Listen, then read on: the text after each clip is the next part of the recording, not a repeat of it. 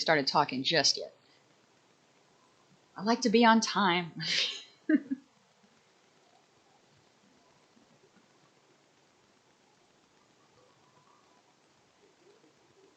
But I'm about to get started anyway, so let me get everything unmuted. Let's see. There we go. All right. Let's see. Can I hear myself through something? I'm good. I'm good. All right. All righty. Okay. Well, welcome students and faculty to Professor Twiggy Doodle's Sketching 101. I am your beloved head mare, and of course now your teacher, and I hope that you'll join me on this wonderful adventure. I've noticed in a lot of art classes, they kind of start you off like you have to hit the ground running. You know, like they already assume that you've got art supplies and that you want to be an artist and, you know, all of that. Like it's like you open the page of how to draw a book and it's like, step 1, draw an owl. It's like, there you go. But here we're going to talk about some stuff that's a little bit further back, including things like what parts of your brains are at use when you're drawing. What are some tips and some tricks on getting faster? And of course, lots of people ask me, how do you draw so fast? How do you sketch so quickly without kind of putting down a lot of the what some people consider base work and stuff, you know, like the thinner lines and the lighter lines and stuff. Sometimes I can just draw a face and it comes out the way I want it to in my head. And that's what we're going to be starting with. We're going to learn about muscle memory and automatic tasks. See, muscle memory, it's not in your muscles at all. It's in your brain. I don't know why they call it muscle memory. I guess it's because that's what's affected. But say learning to walk is a great example. It's something that everybody's had to struggle with. But once you learn it, you don't have to keep relearning every single day. This is something that is considered an automatic task or procedural learning. You learn it and it's considered something that is permanent. It's a semi-permanent. It's hard to forget how to learn how to walk again. Or it's hard to forget how to walk once you learn how. Motor learning is the kind of learning that controls movements and actions, things that your muscles do, like walking, or knitting, or sketching, or holding your phone. Things that we do every day that we don't think about. There's a little part in your brain, right in the back, little compartment, that it likes to make things easier for you. It doesn't want you to have to struggle and think actively every time you do something simple, like sketching and stuff. Like, once you get started, you'll notice that if you're already an artist that draws often, maybe you'll notice that you have a certain way you like to start. Like you'll draw your circle a certain way or in a certain place on the sketchpad page or something like that. And that's all because your brain has put it in this little compartment in the back that says, here, let me take care of this for you. This is easy. This is simple stuff. You shouldn't have to think if you want to start with your sketch. And so that's why practice is important. This comes into the question of why practice is important. Because, they say practice makes perfect. Well, that's true. The more that you have your hand, for example, since we're talking about drawing, the more that you have your hand do a motion over and over and over again, especially with sketching, because it's a lot of the same motion, you're basically setting yourself up like a recording to be able to do that again. And once you realize you're not thinking about it, it's kind of amazing. Because it's kind of like how you can breathe on your own, but the second that someone says you're manually breathing now, you suddenly realize you're right. I am consciously inhaling and exhaling, because you can both do that without thinking about it and you can control it. That's exactly what art is like. Once you get it in your head, you'll be able to do it without even thinking. It'll be like breathing. It'll be like walking. And the easy stuff it rushes right by, and it really impresses the non-artists to see you just casually push through the sketch phase and get something sketched out very quickly. It's always fun to see that reaction on their face, which leads me to talk about positive interaction and encouragement, which in a class setting like this is very important to talk about, because I've noticed in the past couple of years how the art community online. When I was young, we would just not shut up to each other about a drawing. But these days, everything's like a like, a like and an upvote, something like that. You're really not encouraged to interact with each other. And when you do, sometimes people get like offended that you want to talk about like something in their art or redline it or discuss things that they could improve. But that's not good, that will keep you trapped and drawing one way and being dissatisfied with your work. So the positive interaction and encouragement to each other is going to be a big part about what WOO classes are about, because we're not at odds with each other. This isn't a contest, and I don't think art ever should be. It should be fun, and we should help encourage each other. I think it's really easy because a lot of you, actually all of you in here, I like all of your art. There's some very talented people that are already, very, very skilled artists, and it's kind of silly sometimes to think about teaching people like that because you're all already amazing. But I'll use Mallow for an example, middle of the front row there. When I first met you, like your art, I'd only seen a few things, and it was kind of some small little tar sketches and stuff, and they were very light.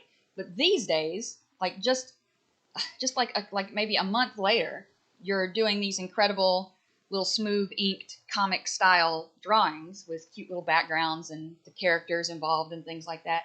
And I've really seen you grow as an artist in such a short amount of time. And I think everybody else here who's seen your work also agrees. I've also seen Kaida really take some incredible anthro work and Sonic style stuff and start to move into this chibi kind of pony, brightly colored, beautiful style that's like it's perfect for advertising work and shirts and things like that. And of course, Evie, your work's beautiful and amazing, and even Dr. Huber there. Of course, we also have our beloved principal, Belfry. He's also an artist. I'm surrounded, and of course, Axel, our vice principal. I am always surrounded by amazing artists, and so it's easy to. I think it's going to be easy to get you guys into the positive interaction and encouragement with each other. That includes commenting on each other's work, sharing things that you're working on, and not being afraid to appreciate each other's hard work. That's something that's important too, and I wanted to point out. All right. You can actually hear me turning my notes around, actual, real, physical notes. It's like I have them for my old one too. All right. So like I said, let's see. Okay, so the main symptom of being an artist, of being an artist, is to want to be an artist. That's really all you need. A lot of people look at the end product of just like amazing artists, and they think, oh my gosh, I could never. Even I still, to this day, get that feeling sometimes. But the truth is, like, maybe you will never. But with hard work and keeping it up, you can train yourself to move past those sorts of things that could stop you.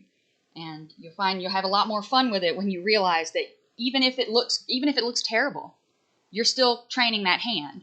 Your hand is getting used to that feeling of holding the pencil and moving it around. Another small bit of advice that goes with that is to not draw with your fingers and not draw with your wrist, but to use that whole arm. Bring the arm up off the tablet or the paper or whatever and kind of move your whole arm with it. Like the more freedom you have, the less like chunky and scratchy the lines end up being. Oh yeah, like up to the shoulder. This would be a good time for me to have an actual camera set up, me showing you my arm moving back and forth. But that's something I learned very, very early on, is that the more you constrict, elbow deep, the more that you constrict your arm, the harder it's going to be to get a nice smooth line or like a good flowing one. See, that's the thing. There are many different ways to hold a pencil as well. Psycho Kitty says, cries in having had to relearn how to hold a pencil. I have had so many friends where I look at them and I'm like, well, why do you hold it that way? why do you hold your pencil that way? Are you crazy? But there's actually lots of different ways to hold it, and they all have names and stuff. I'm not going to go into like how to hold a pencil, but maybe I'm not going back deep enough if we haven't. So what if you use both hands? All right, so being able to draw with both hands is very interesting because I've actually been trying to train my left hand to also draw. But the weird thing is, because I've spent all this time, so really, actually, I'm glad you brought that up, kind of, because I've spent my entire life drawing with my right hand. And, just recently I started to try to, jokingly try to start training my left hand to draw. And because I haven't built up the muscle memory with this arm at all, it feels like a stranger. It feels like a strange person holding this pencil, even though it's me, who a lot of people consider to be like, a very good artist. But like you put the pencil in my other hand, and I'm just like a baby. I have no idea what to do with it. It looks terrible, no matter what I try. Yes, there's also neurological. It's a neurological issue that I've heard that there's actually some danger in trying to force yourself to use both hands, trying to force yourself to be ambidextrous.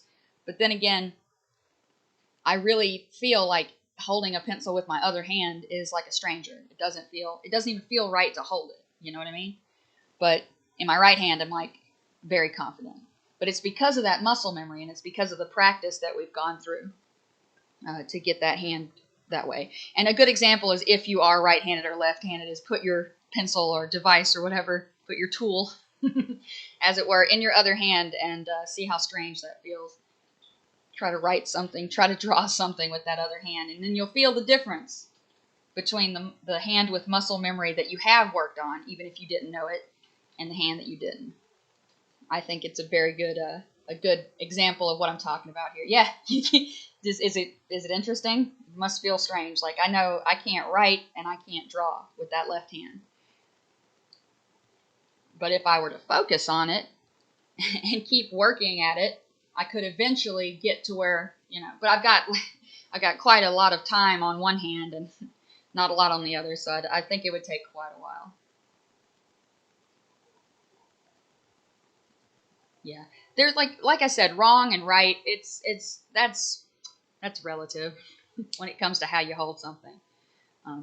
As long as it's comfortable and it doesn't put a strain on your wrist, you're holding your pencil correctly. But like I said, the advice that goes with that is to lift your hand up off the paper and kind of move the whole hand. For smaller detail work, of course, it's okay to kind of get in there real close with the fingertips. But for smoother and like especially straight lines and background lines, things like that, get that whole arm moving. Alrighty, let's see. So passion levels, this is something else that's going to be different for everyone. But passion levels, they rise and they fall with your mood and also with the excitement that others might have for a project. Some of us really like the planning stage, the telling others about our ideas stage, and we get kind of stuck on that one. We don't really move through to the getting it done. And a lot of that, yeah. See, I see a lot of people here notice that. I'm so sorry. I'm only bringing up things that I have had trouble with. This class is only about things that I have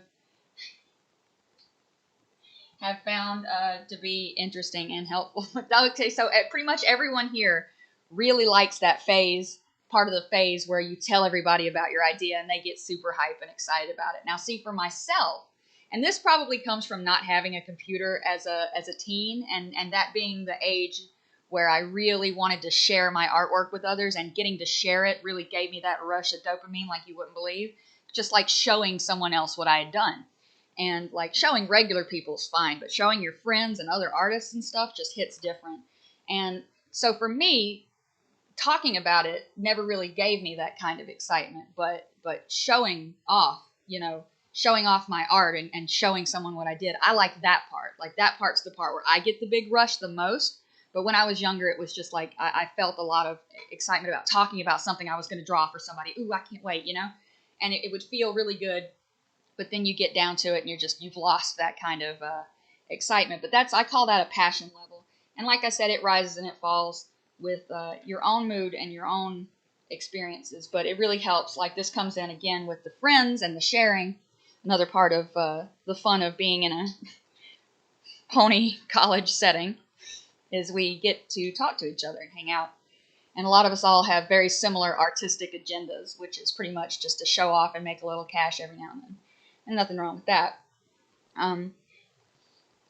Cash is also a really good motivator, but not always the best. Sometimes you find yourself just like you've gotten that inspiration out of your system and you feel lost. But you have to remember that other people's passion and excitement for your art doesn't rise and fall the same as yours does. They're still going to be excited for it even after you've lost your excitement. So sometimes it helps to think about the fun of getting to share it with others. And I know for a fact that like the best part for me is getting to show it to others. Because last night I did two art streams, and during one of them, I had a friend dying and losing their mind and just like flipping out over something that I was drawing for them on the screen, and just like I felt so amazing. It honestly felt like the drawing came out better because that people were so excited about it and talking about it. And it actually turned out to be my favorite drawing I've done this month.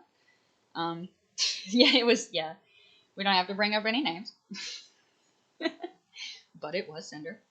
And that was a lot of fun. Drawing for your friends, drawing for others, that can be a lot of fun. And a lot of, like, inspiration and things, sometimes it's hard to grasp. It's hard to keep it.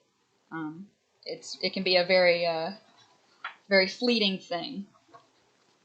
But having your friends and encouraging each other with your work and your artwork is greatly encouraged here in the class. Let's see. It helps really boost that creative energy to work with each other, which is also another fun reason why we have to get Drawpile working again. We've got to get someone to host that for everybody so we can all draw together again. I found that to be a lot of fun. You also get a chance to kind of see each other's techniques and things like that. It's a lot of fun. Let me see. All right. Now we've kind of gotten a little deeper into this. Now would be the time where you'd start talking about like, oh, you meant to ask about that. Out of curiosity, what did you mean to ask about? No, go ahead and tell me. My brain just completely switched over to the next thing. Oh, yes, Drawpile. Oh, yeah.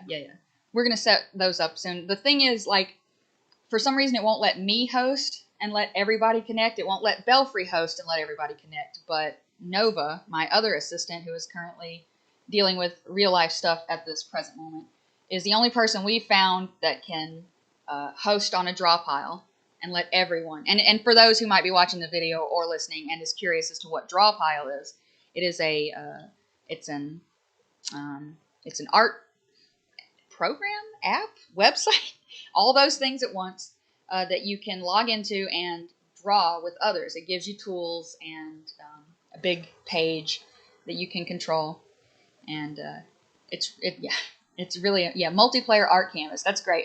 Some of you might. It's a lot like a program called Open Canvas. If any of you have ever heard, any old timers ever heard of that one, and not the one the one that you can actually connect to other people with. It's a lot like that, which I'm a big fan of. Belfry and I used to draw in Open Canvas together so much. We have to go through and find some Open Canvas files. How do you get the stability? Okay, so in Drawpile, this is something that we will probably go over more about Drawpile, but it does have. When you say stability, do you mean pressure sensitivity? Because the stability is on the controls. Like it has a little section that controls all of the pins. Thickness, length, girth, and all those other sorts of things. But if you're having trouble with your tablet pen pressure, then that's probably a driver issue and not the program issue. Because for as simple as it is, Drawpile really does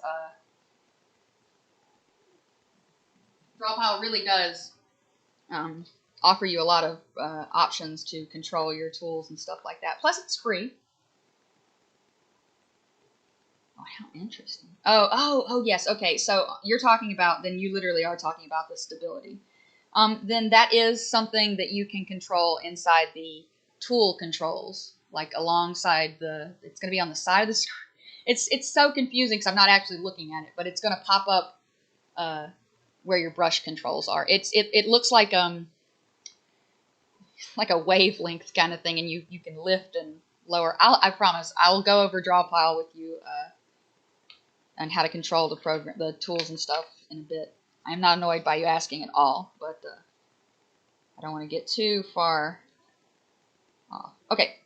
The thing that I was saying, like we're talking about art programs, is a perfect time to talk about that. In this building that we're in, there is a room down at the end of the hall on the bottom floor where we have links to tons of free art programs.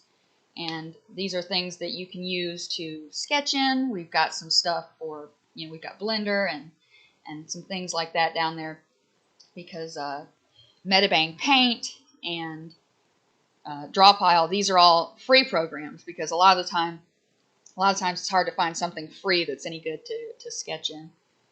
And I do suggest that you take a peek at the building, at the free programs room inside this building here.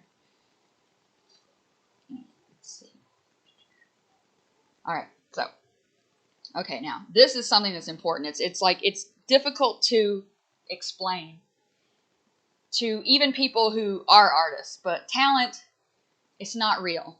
It is a concept that people who can't do something made up, so it explain to help explain to them why they can't do something. It's to some people that there's just no way that you could be good at something. You have to have some kind of special, like a god farted on your hands and now you can draw. You wake up drawing like you came out of the womb doodling. But the truth is you can have desires inside that, like, oh, I want to draw, I want to be an artist and stuff like that. But the truth is, no matter how bad you want it, you're not going to get there unless you're going to put in some work. So that means every time someone has been like, oh, you are so talented, just look at you, such a little talented artist, they're thinking, you work zero, that you're just having fun. But the truth is, we all know that any kind of anything that you do, anything that you learn, it takes a lot of work.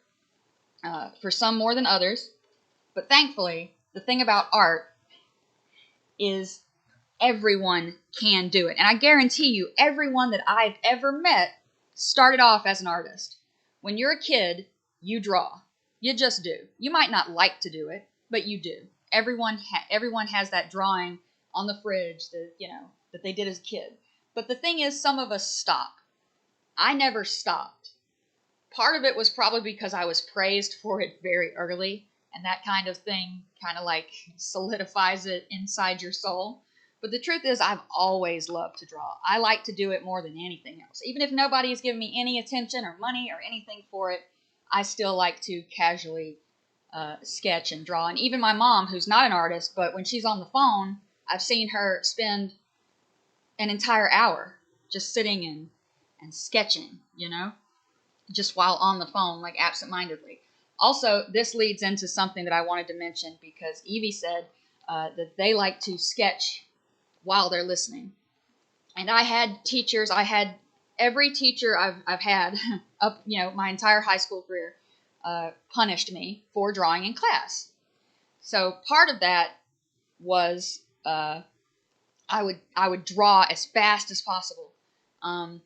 As quickly as possible, try to get as many things done as I could in the class before that teacher looked up and noticed I was doing it, because it was almost like a physical need, like a compulsion for me, especially when I was young, like a compulsion to get these drawings out. Yes, not good. The thing is that they have done studies, and it turns out that it's actually it's better for your brain, and certain people find it easier to retain information when their hand is doing something else, especially if you've got a busybody kind of way. If you've got restless leg syndrome, anything like that makes you a mover, a tapper, can't sit still, sketching while you're listening helps, and you're not paying attention. I wish I could go back in time and explain to these teachers that my brain, when I'm sketching in your class, is 100% open for you. It's ready to learn everything that you've got for me, and I am definitely listening to you, but my hand has to do something. And because of the fact that muscle memory takes care of 99% of sketching and drawing, that part of your brain, the part that controls, it's just like your teacher's telling you stop breathing when you're paying attention, because you're not thinking about breathing. You're just doing it. Same with sketching. Also, it's a nightmare for anyone on the spectrum to be told, stop doing this, stop doing that, when it makes your brain feel better. And I just feel like no teachers are educated in that kind of, just the way, like if they only knew that I was definitely paying attention. I was paying attention more than you could possibly pay attention normally, because I'm doing something with my hand. I'm keeping it busy. They should have really been. They should have been more open to letting their students sketch around, because I really find it to be soothing when I'm listening to something on YouTube or trying to learn something that, even back in the day when I was in class, sketching helps. This is another fun fact that I like to bring up when I talk about art. It's just that it really has been proven to help you allow knowledge into your brain, I guess, because you're working on, you're letting your brain work out that physical urge with your sketching. And most of the time, the stuff that you're not paying attention to when you are paying attention to a teacher and you're sketching comes out the best, because you're more relaxed, is what I mean. And a relaxed student is a happy student. I don't know about you, but I definitely believe that. Okay, so moving on to the speed practice and stuff like that. All right, so this is going to kind of lead into what is the homework, but really you don't even have to turn this in, kind of a thing, because this is for you. I would like, as you see behind me on the board, there's some shapes. There's some circles with lines through them. There's squares. There's a nice figure 8. There's the cross hatching. I want you to get whatever art tool you've got and give yourself a page of these. Just kind of turn your brain off and fill up a page and lift your arm up off the page and use that whole wrist, that whole elbow, that whole shoulder kind of thing, and see how that feels. It's kind of like, paper. Like I said, I should have mentioned that I'm a huge fan of both digital and real media. They both have their merits. They both have things that I like about them that is unique to just them. Like the sound of a pencil on paper is very satisfying to me. The way, I had this one friend in school who I would show her a drawing that I'd done, and if I had colored it, she would gently run her fingers across the top of it and be like, "It's so smooth. Oh, how do you get it so smooth?" I never understood why she would do that to every single drawing that I gave to her, but I realized now that it's just like some people enjoy different aspects of a drawing, and sometimes it's not always the same parts that you do. But I definitely enjoy the way a good pencil sounds and feels on a piece of paper. So yeah, paper counts definitely. Maybe even a little bit more than digitally, because learning to draw digitally is sometimes a lot different, because then you've got a whole new concept of.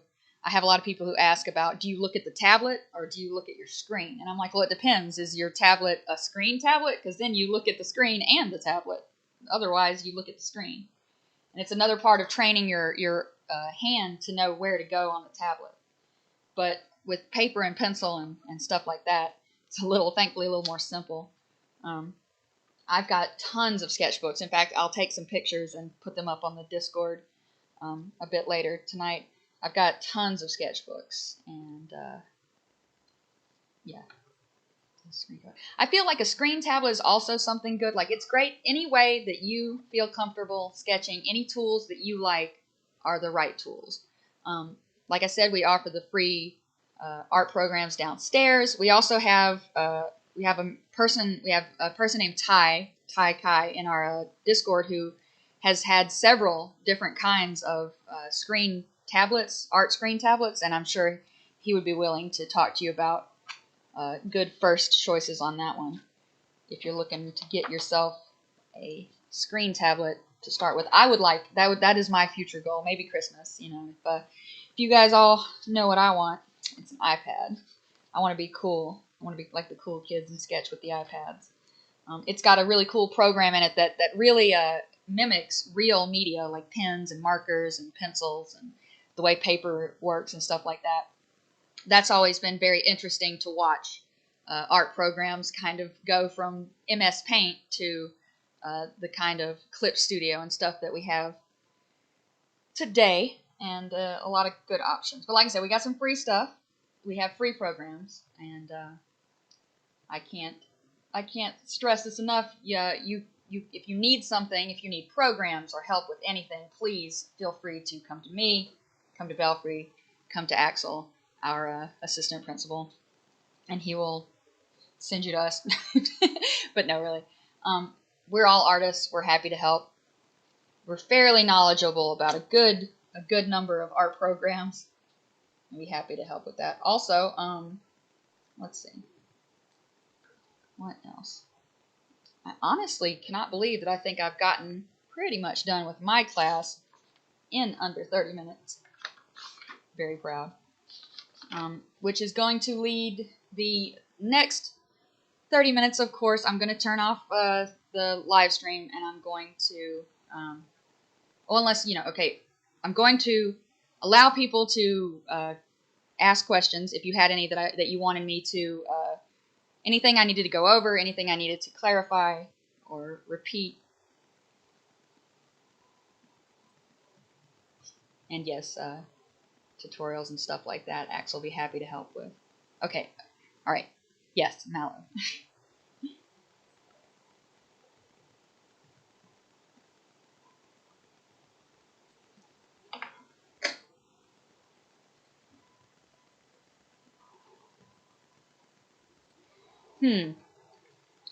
Well, see, I like a good page. The point is, you're wanting to train your hand.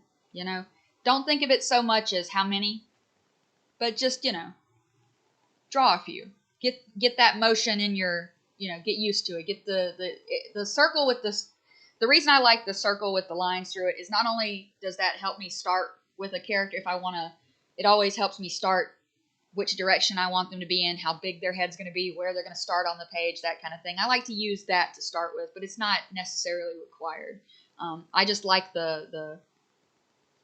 okay, references are your friends. Anyone who's ever told you that using references and even tracing something is bad, they're wrong. Like, again, you're trying to train your hand. You're not saying, now as long as you're, okay, so if I draw something and you print it out and you trace it and you go to somebody and say, look what I did. And you don't mention, oh, hey, this is a study of something I did of a friend of mine or an artist I know, then you're really screwing yourself over, because then they're going to expect your stuff to look like that next time, and then it's not going to be that way because you'll have to trace another one.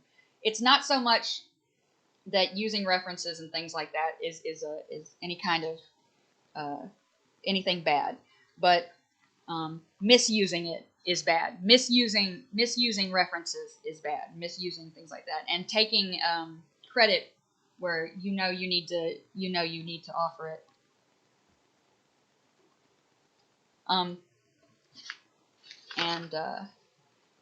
But like our small example, like I think I drew something recently and I was like, wow, you can really tell.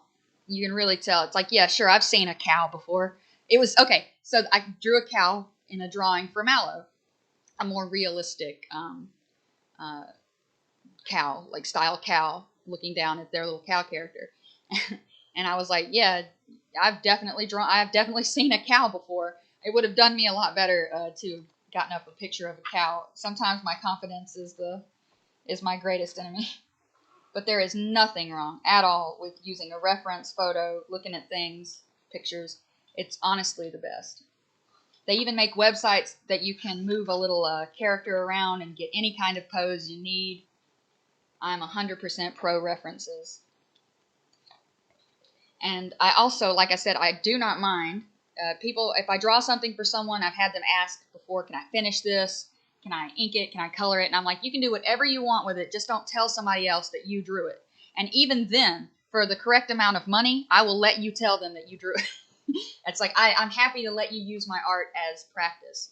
I want to make a coloring book for all of our affiliate Sims and give it out to where people can finish up sketches and ink things that are in it and color stuff that's in it, and just stuff like that. Because different people have different parts of art that they like. For me, I hate inking. Oh, it takes forever, and I'm such a speed-brained person that I'm like, this is too slow. This is too slow. This is too yeah, it's too much work. I hate this. But I love sketching. I love it. It is so much fun. It's like my favorite. I could sit there and just sketch and sketch and sketch. Some of you have seen me for hours on end, just nonstop during a stream, just sketching. And it's my favorite thing. It really is. It's a big stress reliever to me too. But the problem with that is, because of that, I tend to sketch a lot more and do a lot of sketchy stuff. My favorite way to do something is kind of like a quick sketch and throw some color on top of it, clean it up a little bit. But then there's others who are very very detail oriented, and they want to clean it up completely. I love to ink. No, I'm great at it. Like, let me be confident here. Say I think I'm great at inking a picture, both digitally and with a pen and stuff like that. It's awesome. I'm great at it, but I hate doing it. It's just, I don't know. Like I said, it's too detail oriented. Too kind of like, you got to be careful. You got to be slow. I'm a bit of a speed demon, reckless kind of artist. It's just like, throw it down there, you know. I'm that guy on the streets of New York that's like going ham with the spray paint, drawing like an entire cityscape in 2 seconds, kind of a thing. But then there's people that work for years on one piece of art and then never show it to anybody. Yeah.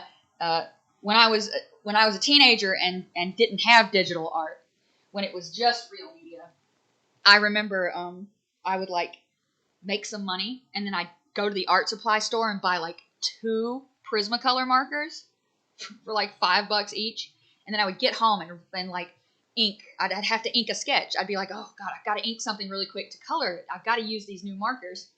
It would just be like the most annoying thing in the world to have to like rush through inking something to be able to do the part that I like, which is coloring. I love to color as well. More so a real media coloring kind of person. I love markers and color pencils and Prismacolors. That's kind of my thing. I can really do some work with that kind of stuff. I mean, I feel like that markers and color pencils are kind of my style, or at least they were. I also like painting, things like that.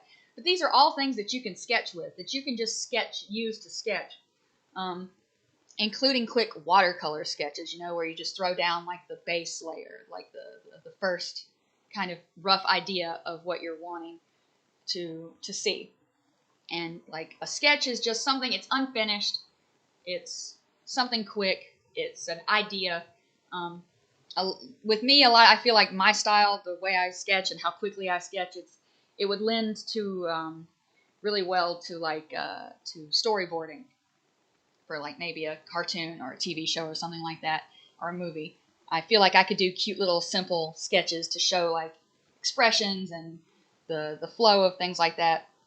I feel like that's probably what I would like to do if I were intending to use my art in any other way other than just commissions currently. But let's see. I do believe that is just about it. Now, I was kind of hoping to kind of pull this out into an hour, but I don't really have a whole lot extra else to say. So if there are any other questions, please let me know. But if I didn't answer the question, just fill me a page, you know? Fill me a page with how many ever drawings of the little shapes and figures that you like. And you don't have to stick to the ones on here. These just are fun. And with the figure 8, you just keep the pencil on the page, and you try to follow that 8. You see, I didn't do very good. My wrist wasn't very warmed up very well, so the lines are all over the place. But yes, you can.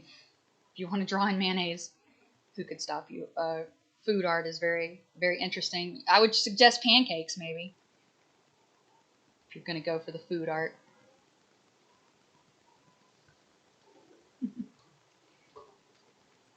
Yes, you can. Look up pancake art. You'll be quite impressed and possibly infuriated.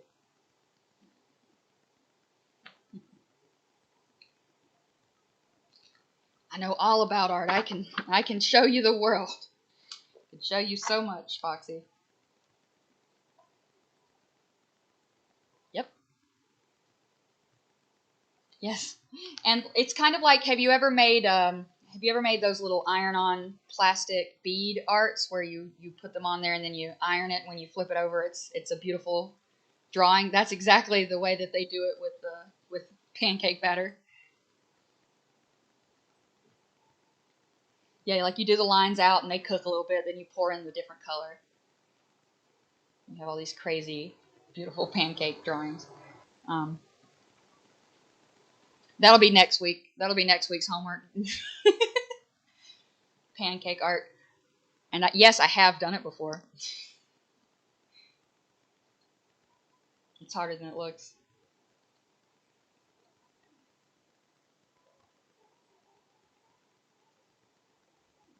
Oh, definitely. I'll have to get out the hot plate for that one. The hot plate and the squeezy bottles. You guys think I'm kidding? I will do it.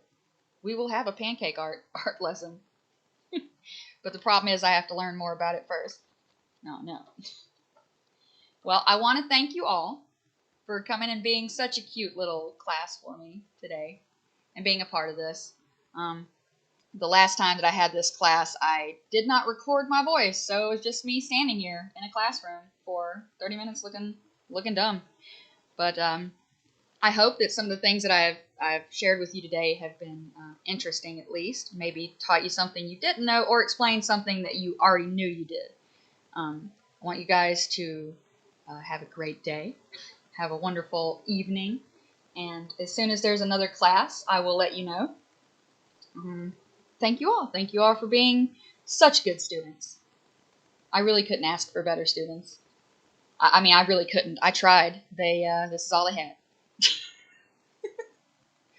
But seriously, I do love you guys. I think you're all amazing artists already. I want to see more. Please bring it to Discord. Please bring it here. I'm happy to put up some art in my class. I've got some empty walls back there that would love to have some buttholes not drawn by me.